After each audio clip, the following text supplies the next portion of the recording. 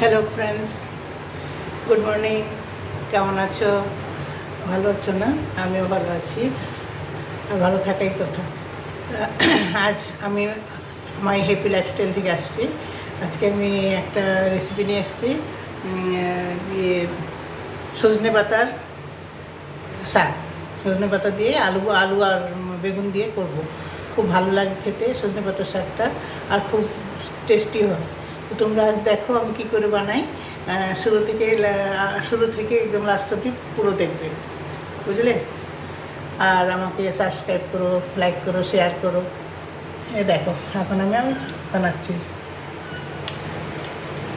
এই যে কড়াইতে তেল দিয়ে দিয়েছি, তেলটা গরম হয়ে গেছে। খুব সিম্পল রেসিপি, কিন্তু খুব স্বাদের এটা, আর হেলদিও। এই দেখো, রসুন আর শুকনো লঙ্কা ফোড়ন দেবো এটাতে, রসুন শুকনো লঙ্কা। আর এটাতে আলু আর বেগুন দিয়ে বানাবো শাকটা, আলু বেগুন দিয়ে। আর এই যে শাকগুলি ধুয়ে রেখেছি, ধুয়ে জল ঝরিয়ে রেখেছি। দেখবে, একদম মন দিয়ে দেখবে, লাস্ট অবধি দেখবে। এখন আমার তেল গরম হয়ে গেছে, এখন আমি এটাকে শুকনো লঙ্কা দিয়ে দিচ্ছি।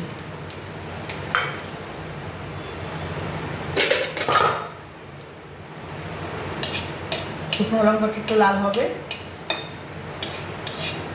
খুব ভালো লাগে এই শাকটা, আমাদের ঘরে সবাই ভালোবাসে।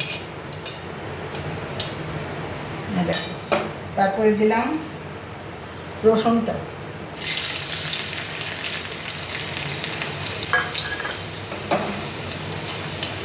রসুন ফোড়ন দিলাম। এই রসুন ফোড়ন দেওয়ার পরে আমি আলুগুলি দিয়ে দিচ্ছি।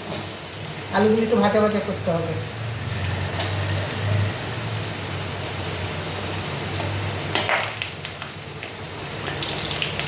প্রথমে আলু দিলাম,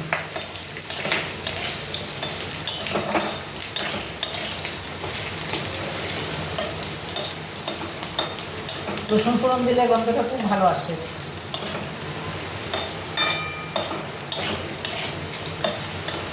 এটা একটু লাল লাল হোক,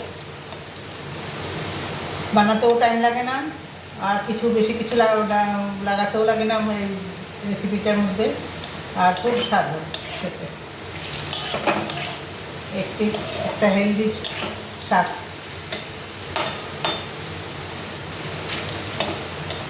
কাল আমি আনিয়েছি সজনে পাতার শাক কিনে, সেটাতে আজকে করছি।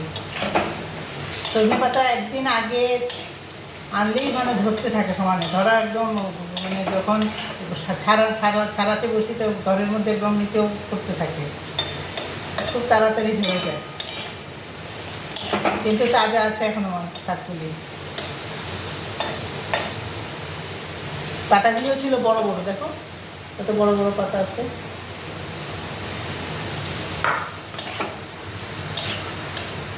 আলুটা একটু ভাজা হবে।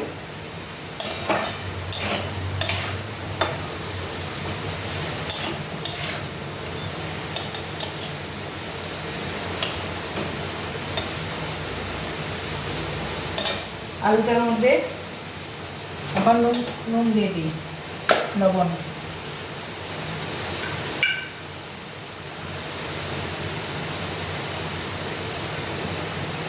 শাকের মধ্যে প্রথমে একটু অল্প দিতে হয়, শাক পরে যখন শুকিয়ে যায় তখন নুন বেশি হয়ে যায়, ওই জন্য অল্প অল্প দিতে হয়।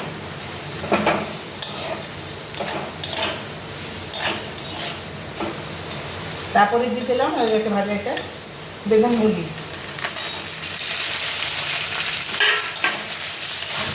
এই বেগুনগুলি আমাদের গাছের, ঘর থেকে ছিঁড়ে উপরে ছাদে হয়েছে, ওখান থেকে ছিঁড়ে এনেছি।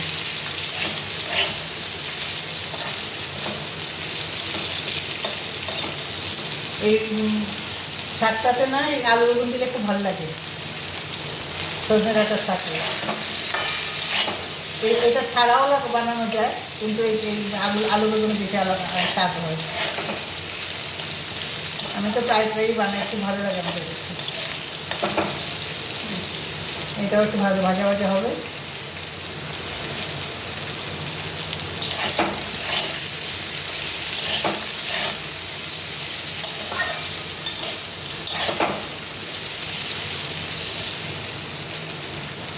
সাবস্ক্রাইব করতে ভুলবেন না, কিন্তু শেয়ার লাইক করতে ভুলবেন না।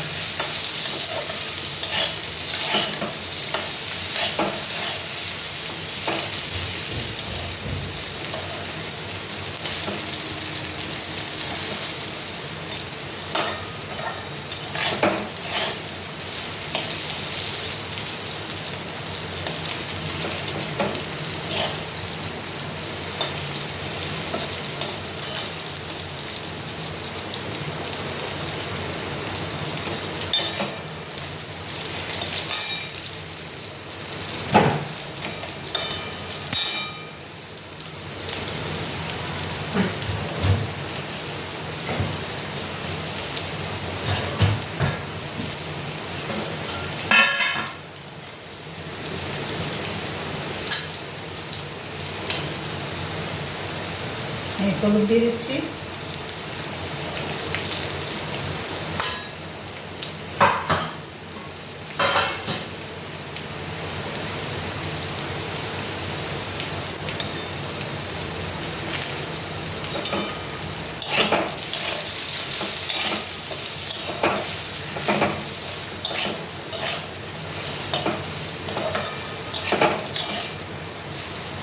দেখো বেগুনগুলো ভাজা ভাজা হয়ে গেছে। তাজা বেগুন তো সকালেই তুলে এনেছে। এখন আমি শাকগুলি দিয়ে দিই।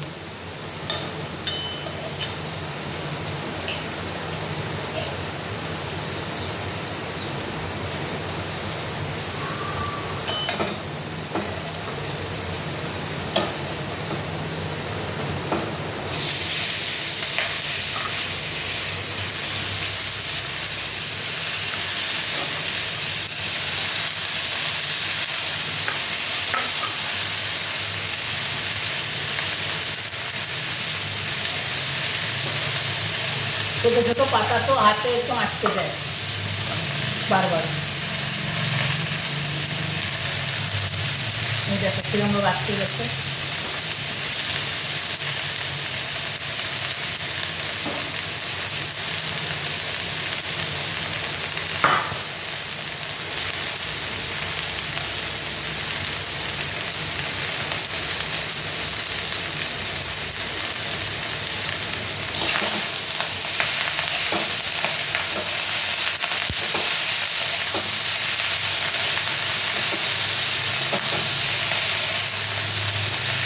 রান্নাটা খুব সিম্পল রান্না।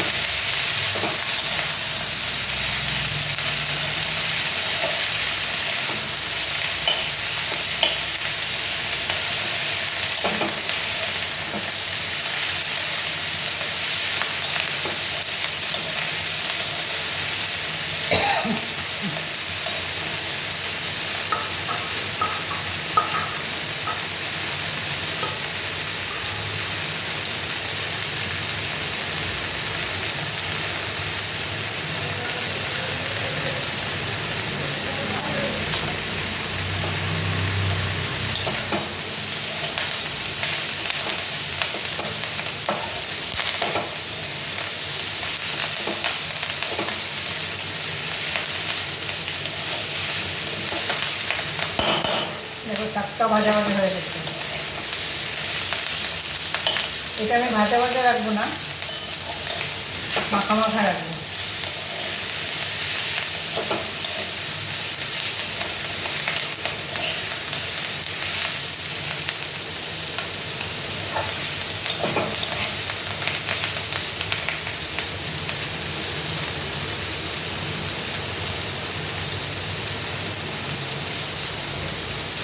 একটু জল দিয়ে দিই।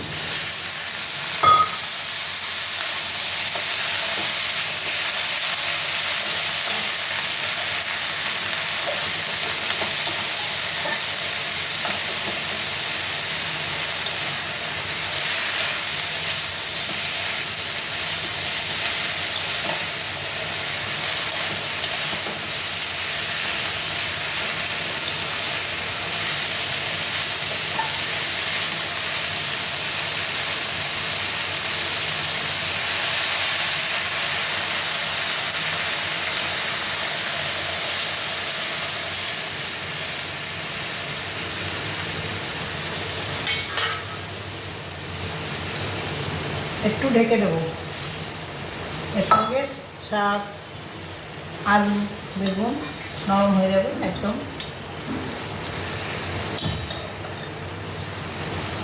বেগুনও সিদ্ধ হয়ে গেছে, আলুও সিদ্ধ হয়ে গেছে ভাজার মধ্যে, একদম সিদ্ধ হয়ে গেছে। এখন এই জলটা শুকোলে আমার শাক হয়ে যাবে।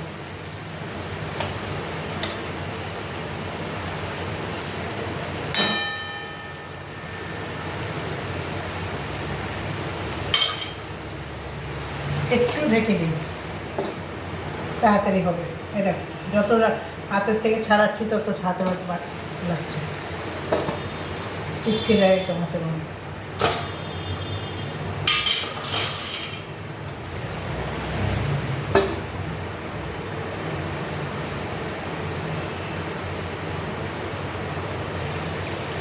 আমাকে কমেন্টস করো, কমেন্টসে লিখো তোমরা কোথায় থাকো, কোথার থেকে লাগলে কমেন্টস করছো, তাহলে আমার ভালো লাগবে, দেখবো তোমাদের আরও উৎসাহ লাগবে আমার কোথার থেকে গেলে, আর আমি বুঝতেও পারবো কে কে দিচ্ছ। আমাকে জানিও কোথার থেকে কে কোথায় আছো, কোথার থেকে দিচ্ছ।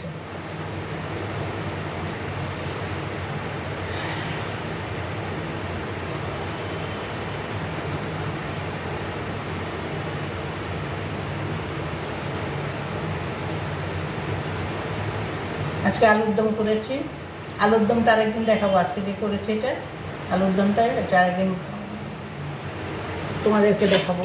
আজকে আমি সকাল থেকে এখনও গরম আসছে, বেশি হয়নি।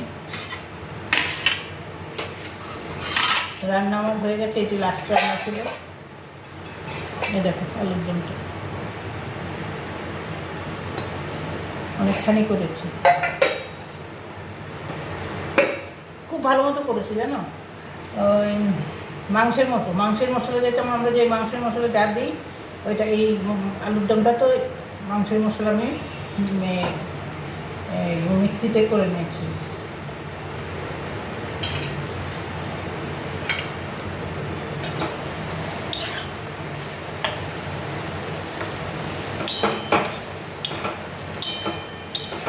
আলু বেগুন সব সিদ্ধ হয়ে গেছে, শাকটা তো আরও নরম, শাকটাও সিদ্ধ হয়ে গেছে।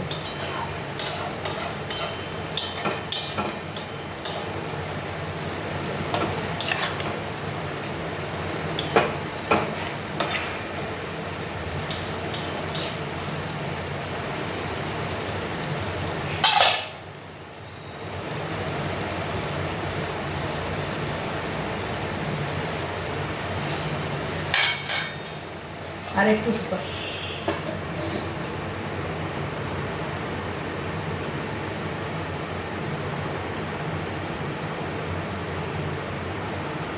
শাকে কিন্তু বেশি তেলও লাগে না, বেশি তেল দিলে একদম তেলে হয়ে যায়। তেলেই থাকবে শাক, কিন্তু বেশি তেল হলে একদম তেল আলাদা নেবে, বেরিয়ে যায়। কিন্তু তেল করেই খেতে হয়।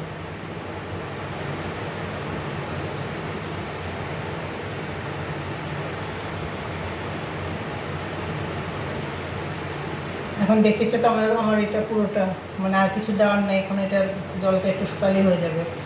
তো আপনারা বানিয়ে এরকম করে একবার বানিয়ে দেখবেন, দেখে খেয়ে দেখবেন, তারপরে কমেন্টসে আমাকে লিখবেন, কমেন্ট করবেন।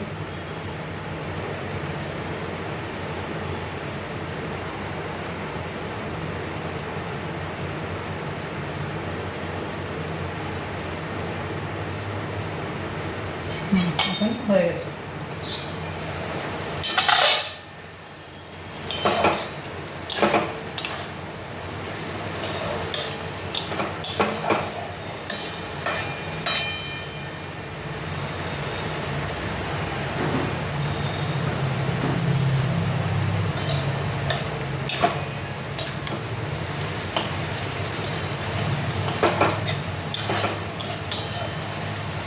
এই যে হয়ে গেল।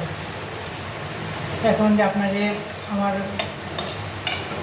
রেসিপিটা দেখেছেন তার জন্য অনেক ধন্যবাদ, শুভেচ্ছা জানাই। আর আমি চাই যে আপনি আপনারা সাবস্ক্রাইব করবেন, সবাই লাইক করবেন, শেয়ার করবেন, এটা আমি চাই। আর এখন আপনারা দেখেছেন, আমি এই জন্য খুব খুশি। যারা যারা দেখেছেন তারা তারা সবাই লাইক করবেন, সাবস্ক্রাইব করবেন কিন্তু। আর এরকম করে বানিয়ে একদিন বানিয়ে দেখবেন, তারপরে কমেন্টে জানাবেন, কমেন্ট করে জানাবেন। এখন শেষ করছি, এটাকে হয়ে গেল। আপনারা সবাই ভালো থাকবেন। আর আমার সঙ্গে আপনারা তো আমার বন্ধুই হয়ে গেছেন, আমার আশেপাশে থাকবেন, আমাকে সাপোর্ট করবেন সবসময়। আবার পরের দিন আরেকটা রেসিপি, নতুন রেসিপি নিয়ে আসবো। আপনাদেরকে ধন্যবাদ।